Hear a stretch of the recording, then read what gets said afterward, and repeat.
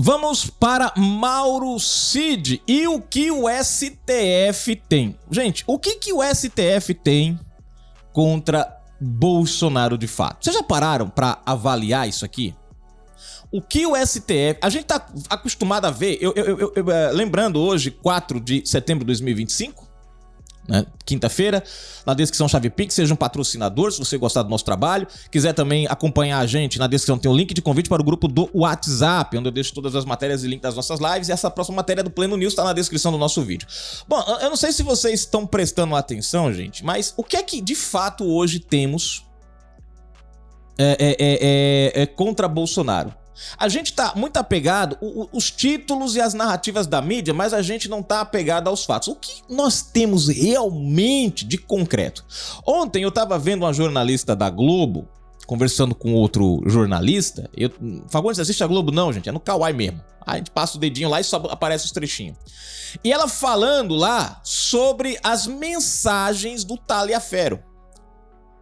E eu esperava, gente... Confesso a vocês que, mediante a tudo, eu falei, cara, não tem, né? Vai ter que fazer uma meia, né? Não.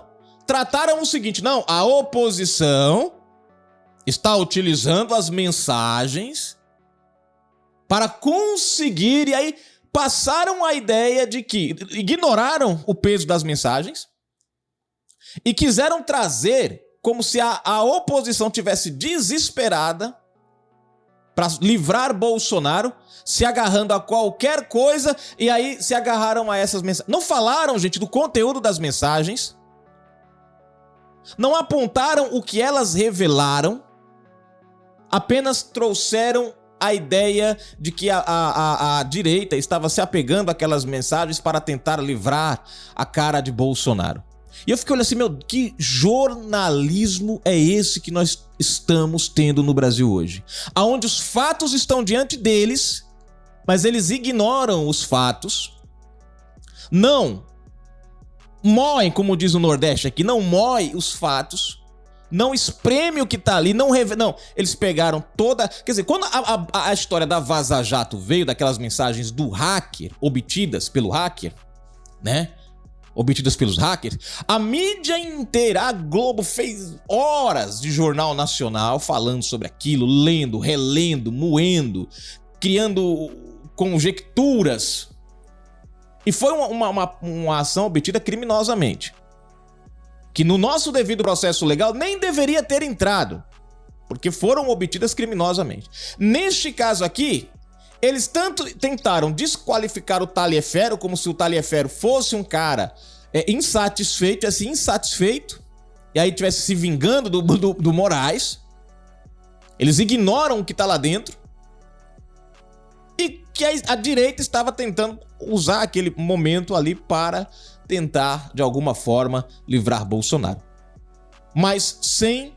claro, na visão, no ponto deles, sem eles darem atenção para o conteúdo. Eu achei da hora isso, gente, porque é uma tentativa, assim, de dar nó em pingo d'água absurdo. Eu tava ouvindo, assim, confesso a vocês que eu nem consegui terminar de ver a matéria, o trecho do videozinho todo, porque, assim, é como a nossa amiga disse ali, tá um nojo. A palavra, gente, é essa, infelizmente. Eu não tô dizendo aqui que tem que sair condenando o Moraes, não, mas... explorar os fatos, é o papel do jornalismo investigativo. E eu volto à pergunta, o que é que hoje se tem contra Jair Messias Bolsonaro de fato? Além das conjecturas, da ideia que passa a Globo e a Globo News e outros ali, afiliados ali. Porque você vê, eles trazem a ideia, eles passam a imagem, mas eles não apresentam. Há uma clara tentativa. Aonde? Eles não dizem aonde. Título da matéria, só para vocês começarem a ter noção, ó. Cadê aqui, Fagundes? Ó só. STF depende do Mauro Cid. Não tem mais nada, diz Marcília. Matéria do Pleno News. Vamos lá, gente, pra matéria. Né? Vamos pra matéria. Cadê? Deixa eu ver. Vamos lá. Vamos entender isso aqui. Se eu chegar em casa de noite e contar as diversões... Olha só. Se eu chegar em casa de noite e contar 11 versões de onde eu estive para minha mulher, eu duvido que eu entre em casa. É a afirmação do jurista e professor André Marcília sobre a delação premiada de Mauro Cid, ex-ajudante de ordens de Jair Bolsonaro, PL, que contou com diversas versões diferentes. As declarações foram dadas na edição do Pleno Time desta quarta-feira, 3. Marcília questiona a legitimidade da delação do tenente-coronel, apontando-o como maior trunfo do Supremo Tribunal Federal, STF, no que tange a ação penal que julga a suposta trama golpista. O Mauro Cid conta 11 versões do que aconteceu e continua entrando na casa do STF. Continua sendo relevante para o processo, continua ancorando e estruturando toda essa denúncia, disse o professor. Por que isso? É intuitivo? Experimente contar 11 versões de um fato e veja o que vai acontecer na sua vida, mas no STF continua tudo igual, apontou. E prosseguiu. Então parece que o STF depende do Mauro Cid para que este processo siga adiante. E por quê? Depende. Porque eles não têm mais nada, porque o Mauro Cid é a grande estrela desse processo. Marcília defende que uma delação, um delator, deveria ser mais um pilar da acusação e não um pilar da acusação. Ou seja, foi dada a delação mais peso e relevância do que deveria. O Mauro Cid hoje é uma única coisa que faz ou faria ficar de pé essa acusação.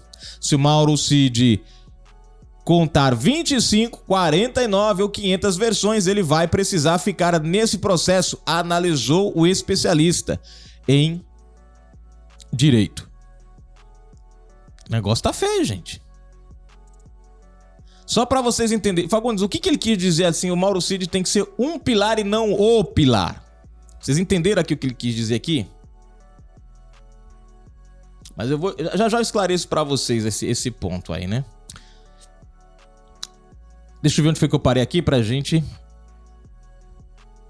Aqui. Bom. Tá aqui a matéria, né? Veja só, por que essa história essa história do por que um pilar e não o pilar? Porque, gente, uma acusação, ela não pode se basear, principalmente quando envolve delação, ela não pode se basear apenas em um ponto. Que no caso do Mauro Cid, ele se tornou o pilar. A única coisa que sustenta essa acusação toda contra Bolsonaro é Mauro Cid. E essa pilastra, como a gente costuma dizer que é pilastra, né? Esse pilar tá cheio de rachaduras. Na verdade, a acusação não deveria ter só Mauro Cid. Porque você pega, a delação é de quem? Mauro Cid, 11 versões diferentes. As provas contra Bolsonaro é da onde? Do telefone de Mauro Cid.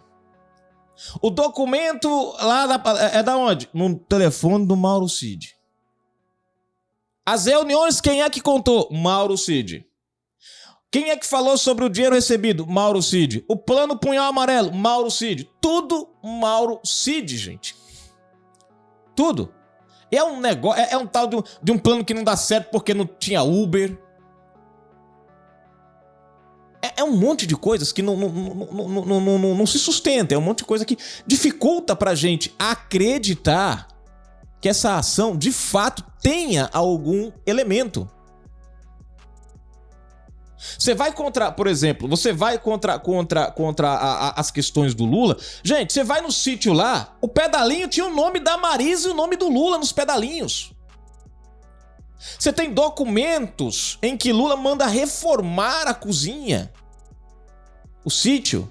Lá do triplex, a mesma coisa. Você não tem só uma pessoa falando, você tem inclusive pessoas dizendo que subiram com ele no elevador, que a Marisa foi lá depois, que ele foi uma vez. Tem foto dele lá com o tal do Léo Pinheiro. Então não é uma coisa aleatória, não é uma coisa assim que uma... Não, você tem várias. Você tem contas bancárias nos nomes. Então é uma abundância de provas que não tem como. Tanto é que o Supremo, ele não inocentou, ele anulou. Mandou começar novamente o processo em Brasília. O processo começa em Brasília, mas aí por falta de provas. Mas por que falta de provas, Fagundes, se tinha tanta prova? Porque, infelizmente, quando você anula um processo para recomeçar ele novamente, todas aquelas provas que foram usadas, elas são descartadas, elas não podem mais ser usadas. Eu não lembro qual o nome que dá para isso, mas elas não podem mais ser usadas. O único jeito para eles livrarem o camarada, para ele estar onde ele está hoje, foi criar um sistema onde eles anulariam as provas e garantiriam que essas provas não poderiam ser usadas. Porque era o único jeito de dar validade ao que a gente está vivendo no Brasil hoje. Contra Bolsonaro é o oposto, gente. Não tem provas, mas querem validar o que não existe.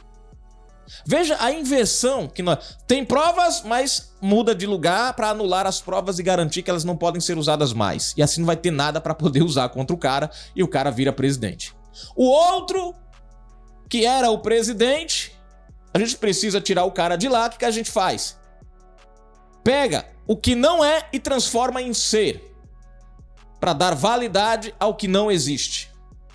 É o que a gente tá vivendo no Brasil. Sem Mauro Cid não tem... Ó, tira o Mauro Cid dessa equação, gente. Tira.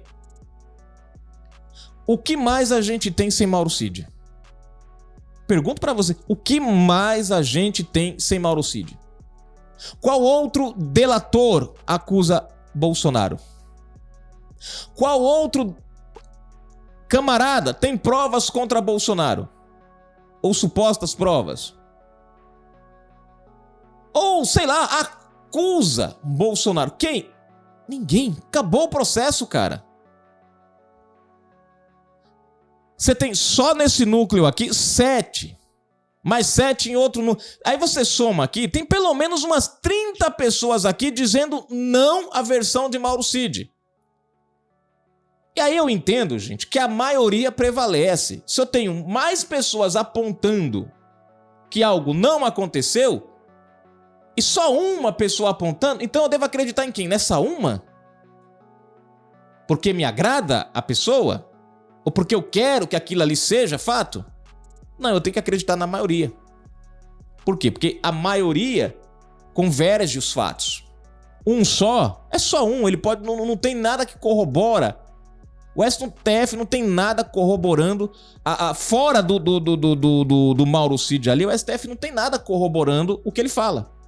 Tudo que o STF tem corroborando vem do próprio. Vem do próprio. E todas as outras informações que mostram o contrário vêm de diversas fontes. Todas as fontes usadas ali mostram que Bolsonaro não cometeu nada. Você tem vários elementos apontando isso, vindo de várias direções, de várias pessoas diferentes, mas só vale uma versão, só vale uma pessoa, só vale um delator. Ou um testemunho, né? Complicado. Mas enfim, vamos para os comentários aí, gente, né? Vamos aguardar.